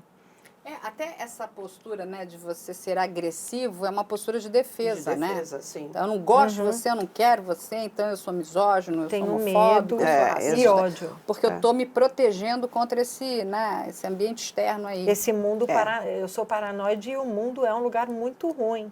É. Vamos lá para a próxima pergunta, da Bianca Lehmann. Como professor, acredito que todo, qualquer e mínimo sinal, desenhos, falas, escritos, atitudes, etc., que destoe daquilo que se considere adequado, normal, deveria ser investigado. Mas de que forma? Olha, o primeiro contato tem que ser com a família. Porque a professora também está numa situação, ela não tem autonomia, né, para encaminhar isso para a polícia. A polícia vai investigar algo que não aconteceu? Não dá para você fazer isso. Embora tenha o perfil, mas é certo que vai acontecer? É uma situação delicada. Então, em geral, a professora comunica aos pais. Os pais, eles podem receber isso de uma forma, poxa, realmente tem alguma coisa, vamos encaminhar para um psicólogo, vou conversar com um psiquiatra, vamos ver como é que a gente age nesse momento, vamos fazer alguma coisa. Como eles podem desprezar isso? Não, essa professora está querendo fazer demais, meu filho não tem nada. É uma situação complicada. De qualquer maneira, eu acho importante os professores comunicarem quando percebem qualquer coisa. Pode passar a direção, pode passar para a coordenadora pedagógica, pode ter lá uma psicopedagoga que tenha mais conhecimento dessa área de psicopatologia ou comportamental. Agora, é restrito. Não dá para ela fazer muita coisa. Ela não pode pegar esse fato, poxa, o menino desenhou uma cena de um massacre na escola ou em qualquer lugar. Eu vou levar para a polícia. Não tem o que investigar. A polícia não pode agir tem um crime por ali ainda, né? Nós não estamos ainda naquela fase do Minority Report. Pode ser Minority Report. É filme muito... do Tom Cruise. É complicado isso. Não, e É uma tem uma situação questão dos complicada. professores hoje que, assim, os pais, eles entram numa defesa imediata dos filhos, né? Exato. Então, o professor, ele está sempre numa posição, às vezes, muito complicada, porque até para você repreender hoje... É complicado. Você dá uma nota baixa porque o aluno não estudou, ou você repreendeu o aluno porque ele teve uma atitude inadequada. o professor hoje está numa situação muito vulnerável, porque o pai já acha, pô, você está contra o meu filho, não é verdade? Os professores vêm sofrendo isso. Os pais realmente entram agressivamente na escola, protegendo os filhos e destruindo a autoridade do professor. Agora, é claro, ver um desenho, um comportamento é fácil, mas o bullying é um comportamento difícil de ser identificado, principalmente o bullying feminino. O bullying masculino, ele sai muito no físico, né? É no futebol, que eles dão a dividida na bola, um empurra o outro, é uma coisa mais física e dá até para perceber, um professor perceber a destrutividade de um bullying masculino. Agora, o bullying feminino, ele é muito cheio de olhares e cochichos e ele é muito dissimulado. Tem livros que comentam isso, a característica do bullying feminino e do bullying masculino. Tem meninas que sofrem um bullying enorme e que os professores não percebem, porque fica tudo muito camuflado, em cochichos, risinhos, dissimulações, exclusão. Então, às vezes, os professores, por mais perceptíveis que sejam, nem sempre eles percebem tudo. Né? E as classes são grandes, tem muitos alunos. Eu acho que algumas coisas ficam óbvias, mas nem tudo, né? Certo. Vamos lá para a próxima pergunta. Do Nico Filippo. O Folia Du é presente nesse caso por conta de os três compartilharem a mesma convivência e o mesmo objetivo? Olha, eu não sei. O Folia Du, ele envolve o quê? Um surto psicótico onde existe uma simbiose. Um depende do outro para tomar aquela atitude ou para fazer aquela coisa. Eu não sei exatamente se seria isso. A gente pressupõe aí, num caso de matador em massa, que realmente tem aí a paranoia, né? Pode ter outros sintomas psicóticos que rompem com a realidade e tal. Não sei exatamente se dá para a gente afirmar, não sei a posição da doutora Diná, se você pode. O que eu vejo mais é uma dominância desse terceiro elemento, que pode ter elaborado tal, mas, evidentemente, aquelas duas pessoas, principalmente o Guilherme, ele estava pronto para fazer isso. Né? Então, percebeu, o psicopata não entra nesse tipo né, de situação, porque ele é muito racional, então ele não entra nessa coisa de estar num surto psicótico. Mas ele teve aí, pelo que tudo indica, uma influência. Né? Agora, os outros dois, eu não sei se seria exatamente isso, mas que pode ter realmente aí um fator de psicose, parece bem claro, né? Parece bem provável. Desculpa, não sei a posição da doutora Diná. Doutora, quer comentar? Não, concordo. Concorda com ela? Então, vamos lá para a nossa próxima pergunta, da Flávia Franco. Doutoras, por ser difícil prever esse tipo de crime, como evitar? Como perceber que um adolescente ou adulto sofre com algum tipo de patologia? Complicada, é pergunta para as doutoras. Pois é. Eu sou médica psiquiatra e vejo doença mental no meu dia a dia. Esse é o meu dia a dia. E muitas vezes, se um paciente não me conta o que se passa pela cabeça dele, eu não sei. Muita gente acha que o médico é meio um vidente e que ele entra na consulta e não precisa falar nada e o médico bate o olho em você e já sabe tudo. Mas, na verdade, se eu não te contar o que eu estou pensando, você nunca vai adivinhar. Eu posso estar com medo, acuada, eu estou aqui falando, chique, mas eu posso estar sentindo uma série de coisas que, se eu não te conto, eu não venho com legenda. Então, é muito difícil saber que uma pessoa tem uma doença mental se ela não refere, né? O pensamento é muito particular, ele fica dentro da cabeça, ninguém percebe. Eu posso estar deprimida e disfarçar socialmente e ninguém perceber por anos. Então, é muito difícil realmente saber. E como a doutora Rosângela também falou aqui, é muito difícil prever esse tipo de crime. Exato. O cara, ele tem a intenção, mas se vai acontecer ou não... Então, você lidar com emoção, seja uma médica psiquiátrica, seja eu que sou psicóloga clínica e tenho esse viés criminal, né? Essa parte forense. é muito complicado, porque se realmente a pessoa não expõe, a não ser uma pessoa que já esteja num surto, então aí você percebe, né, pelo comportamento, pelo que ela está falando, mas é muito difícil. E paciente psiquiátrico é o mais difícil de se lidar, porque ele acredita que não tem nada. Contanto que a maioria deles são encaminhados por outras pessoas. Então, ou é a família que fala, não, tem alguma, chega um ponto que a família fala, isso aqui não é possível, e leva, se ele concordar também, porque se for um adulto, ele fala, não vou, não quero, é uma dificuldade incrível, né? Não quer ir no psicólogo, a psicólogo só lida com louco. Aí entra aquele estigma da doença mental, é a mesma coisa na psiquiatria. Então, já é um paciente difícil, porque ele acredita que não tem nada. E aí ele pode realmente estar numa situação, está acuado, está com medo, tá, e não consegue expressar. Então, é complicado. Se a gente põe em mais um componente de crime, aí a coisa, né, fica difícil. A gente diz na psiquiatria que o olho não enxerga o próprio olho. Eu conheço muitos médicos, até psiquiatras, que estavam deprimidos e não conseguiam avaliar isso de si próprios. Então, é muito difícil o paciente, muitas vezes, perceber em si que é uma doença.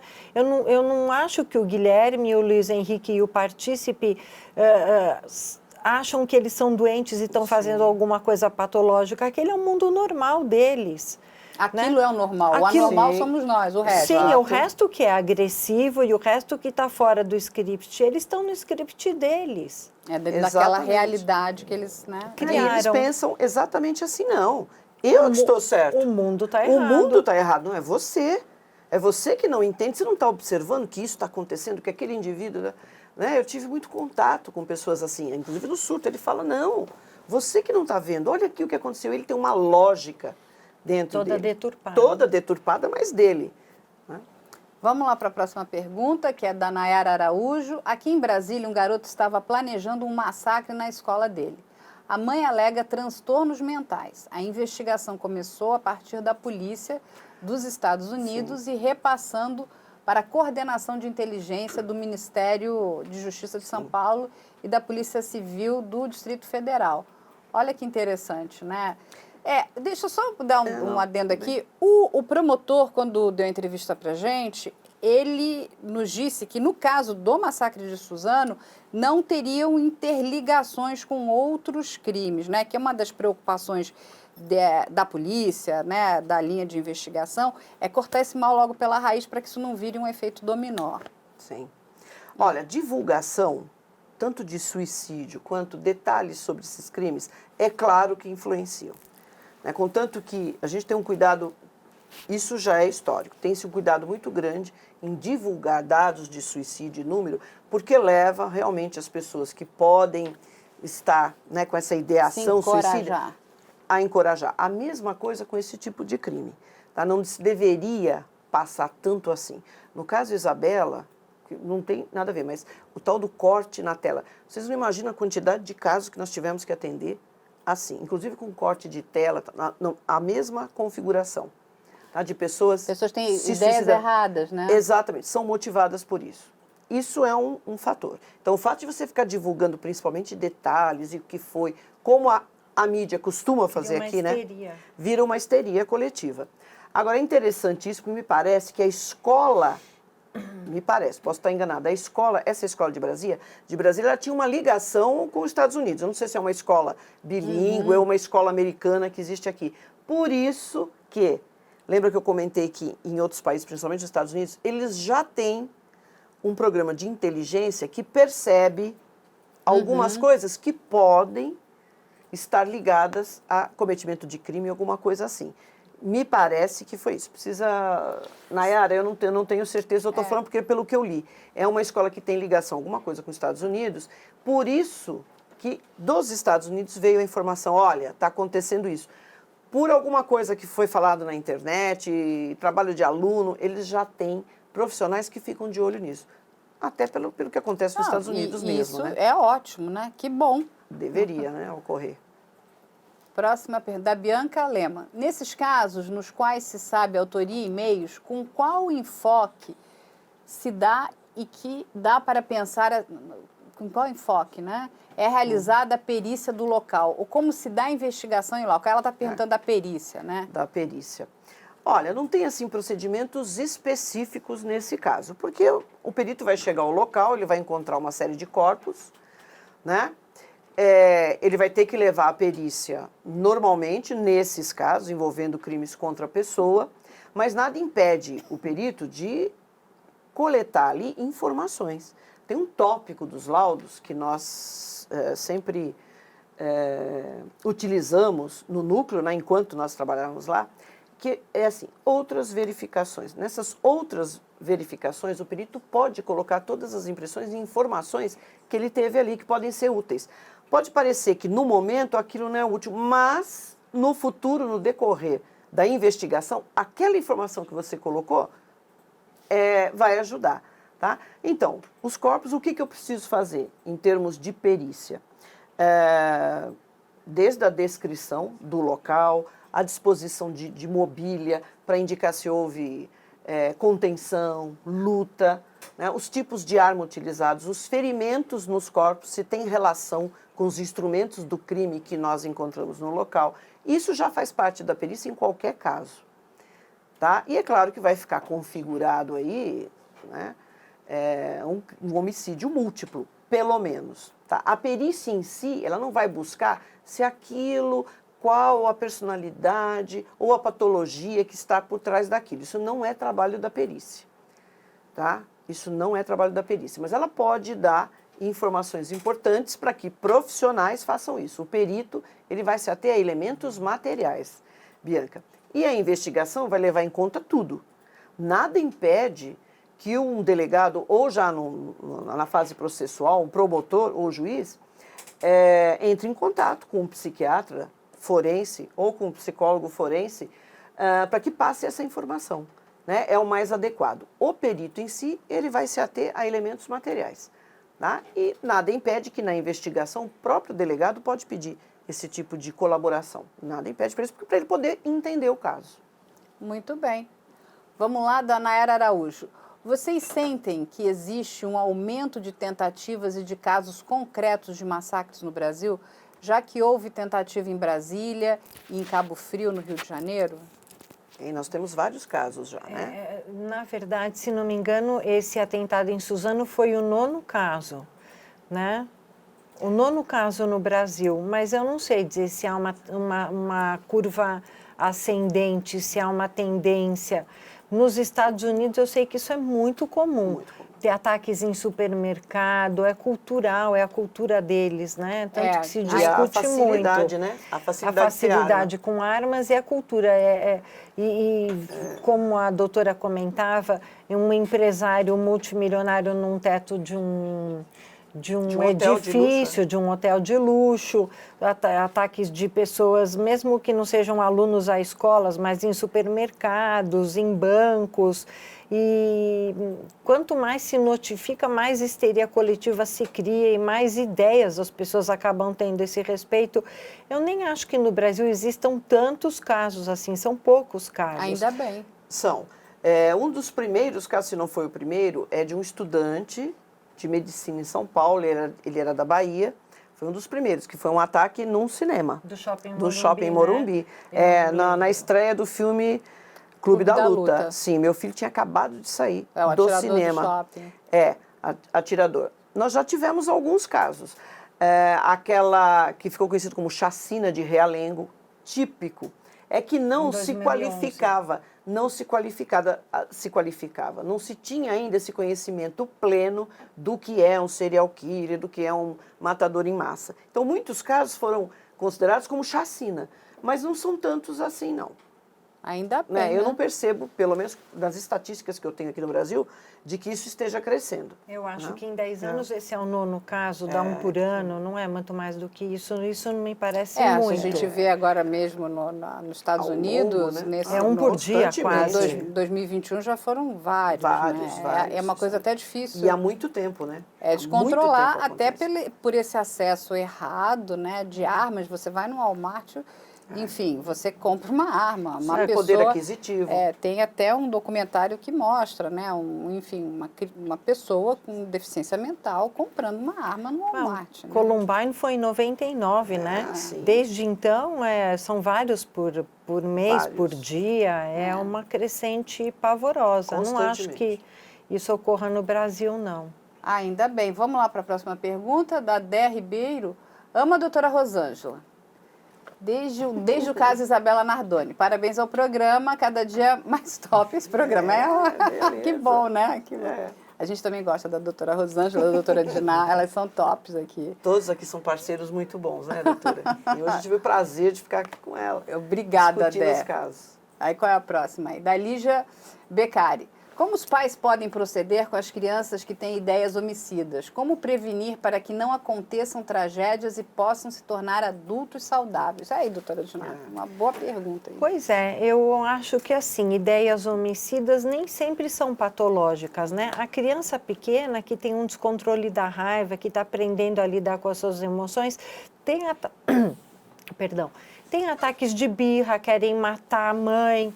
Eu me lembro de uma vez, eu tenho um filho que já tem 20 anos, mas ele era pequeno e ele contou para mim, ele falou, sabe mãe, as mães pegaram um elevador e as mães né?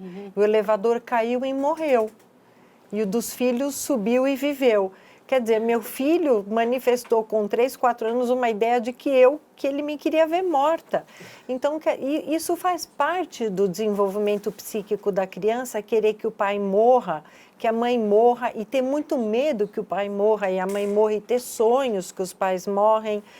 Nem sempre uma ideia homicida está fora de um contexto. Né? Então, eu não acho que as pessoas devem ficar desesperadas quando o filho, numa briga, fala, espero que você morra, porque nem sempre ele realmente quer dizer isso. Então, a gente precisa separar o joio do trigo, né? Nem sempre um desejo homicida do filho vai corresponder um ato homicida. O que nós estamos falando aqui, gente, eu gosto sempre de deixar claro isso para os meus alunos nos programas. É a exceção. A gente não está falando da regra. Tá? Tanto da psicopatologia quanto das psicopatologias ligadas ao cometimento de crime. Então, a maioria dos crimes, principalmente aqui no Brasil, que são cometidos, e crimes assim, cruéis, né, eles não têm relação com psicopatologia alguma. Né? As pessoas são movidas pelas paixões. É ódio, é raiva, é frustração. Né? E tem muito crime aqui no Brasil ligado a tráfico de entorpecente. Então, a gente precisa deixar claro, porque a gente fica o tempo todo conversando sobre isso, parece que isso é o que ocorre o tempo todo. E não é, graças a Deus. Tá? Então, casos de psicopatologia são a exceção e psicopatologia ligada a cometimento de crime é a exceção da exceção. Tá? Então, é bom deixar claro, graças a Deus. Né? Não, é que gera muito interesse, né? As pessoas querem entender, até por uma questão de proteção, né? Quando você... E eu acho interessante, principalmente quando a gente passa informação que é confiável, porque você está passando por outro lado, a gente está educando também essas pessoas, né? Até entenderem, a saírem daquela escuridão, né? E é importante, porque, assim, a gente vive perigos o tempo todo, né? E não necessariamente o perigo é um criminoso que está ali. A gente pode se colocar, né? Sofrer um acidente e tudo. Então, é você ficar mais alerta, né? Eu acho que isso é importante. E até ajudar, porque, de repente, uma pessoa está vendo algum comportamento e pode, de fato, ajudar. Olha, tem um comportamento estranho nessa pessoa aqui que é... Então, vai passar ou vai tentar ver ali. Então, eu acho que isso é bem interessante. Eu acho que essa é a busca, né? E uma outra pela coisa, informação. Gente, desculpa. Uma outra coisa, é esse estigma que tem com relação à loucura, ou a procurar um psiquiatra, ou procurar um psicoterapeuta, uma psicóloga. Gente, você não precisa estar com uma psicopatologia para você procurar esses profissionais. Tá? Você pode estar num momento que você não está bem, você não está conseguindo lidar com uma separação, você não está conseguindo lidar. Isso não quer dizer que seja uma patologia. Você pode perfeitamente procurar um psicoterapeuta, ou até psiquiatras que trabalham nessa linha também. Né? Precisa se divulgar isso e tirar esse estigma. Você fala, nossa, você está indo ao psicólogo, então você deve ter algum problema mental. Não, gente, não. E a gente precisa, em muitos casos, acho que todos nós vivenciamos isso, que às vezes fica difícil da gente lidar com coisas do cotidiano, coisas que acontecem. Você precisa de uma ajuda externa, Exatamente. né? De um profissional preparado para isso. Criam muita ansiedade, Exato, né? E lidar com a ansiedade é uma coisa bastante difícil, Nossa, inclusive. eu sei porque eu sou muito ansiosa. Vamos lá? O Frank Batera, olha aí nosso amigão do canal. Já que esses casos são recorrentes por possível influência de outros crimes iguais, existe um modo de baixar a quantidade de crimes desse tipo ou não? É imprevisível, Frank. É o que eu comentei. Casos como esse, todos assim, de ação de serial killer, é imprevisível, não dá. O que a gente precisa aqui no Brasil é ter uma educação, principalmente da mídia e dos próprios profissionais, porque tem muita gente na polícia que qualquer coisa que acontece joga na mídia. Então aqui a mídia, ela tem esse hábito de estar divulgando até o que não tem, né? Precisa divulgar, porque isso chama muita atenção. Então, seria bom a gente ter esse controle? Claro que sim. Principalmente se a gente estiver lidando com um caso de um serial killer, por exemplo. Como nós comentamos a semana passada, o rapaz, né? Você não pode divulgar tudo.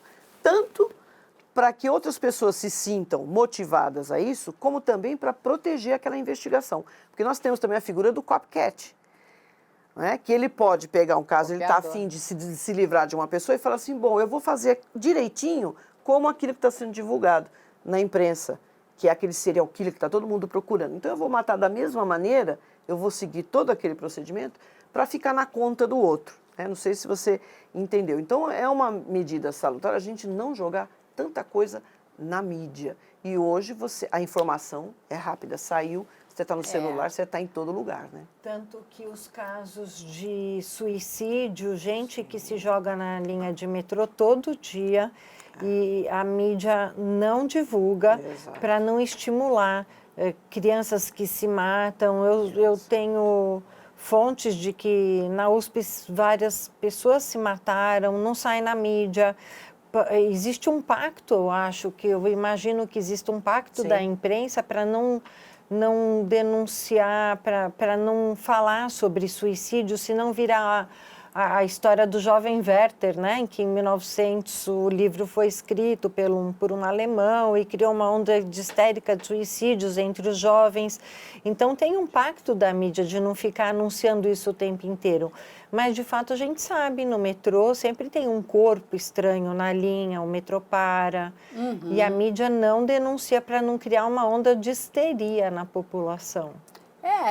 Eu acho que vocês têm bastante razão, né? A mídia ela tem um papel fundamental, né? E é muito importante que a mídia ela seja muito responsável na informação que ela repassa. Algumas vezes ela se atropela um pouco porque ela quer dar o melhor furo, ela quer dar a melhor matéria.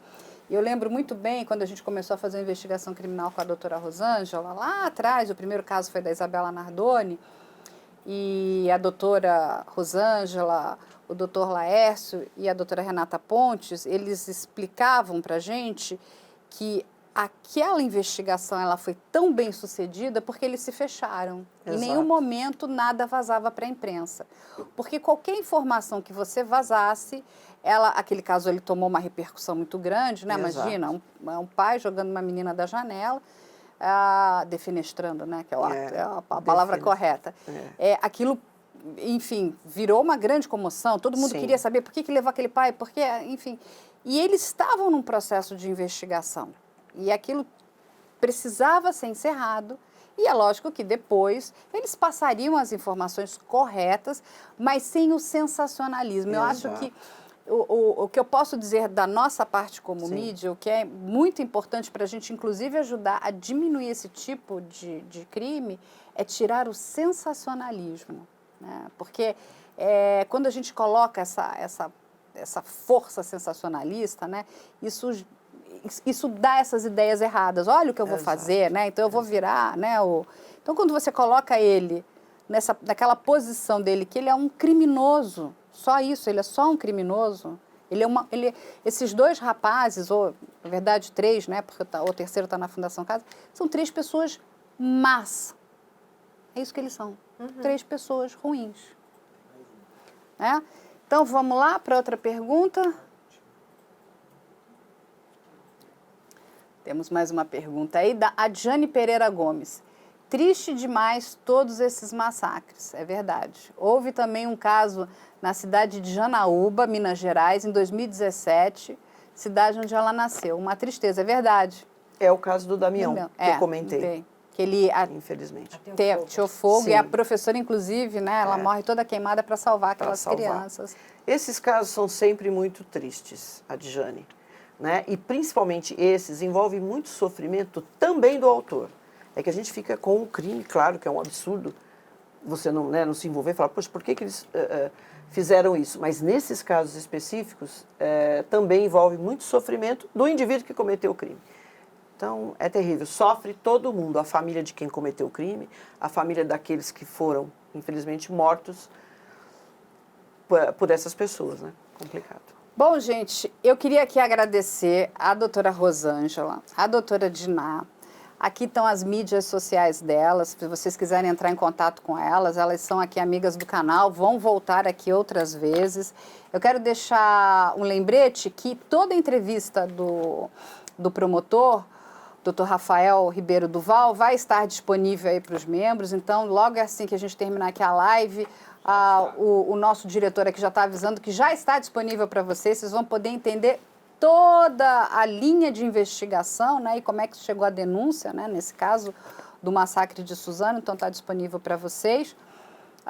Queria agradecer aqui toda a nossa equipe e avisar vocês que na próxima semana a gente vai falar de um caso também foi escolhido aí pelo canal, um caso bem difícil, né, bem triste, que é da serial killer de animais, né? Assim, a gente está falando aí bastante de pessoas, mas assim, a maldade, ela tá em todos os lados, né? E infelizmente existem pessoas que, e assim, aí quando a gente pensa numa criança que ela é vulnerável, você imagina um bichinho, né? Que é um cachorro, um gato, que ele não está ali para fazer mal nenhum para ninguém, por que aquela pessoa comete esses crimes que são bárbaros, né? Então, esse é o próximo caso da quinta que vem. A gente espera vocês conosco. E eu queria agradecer, deixar uma boa noite e até a próxima live.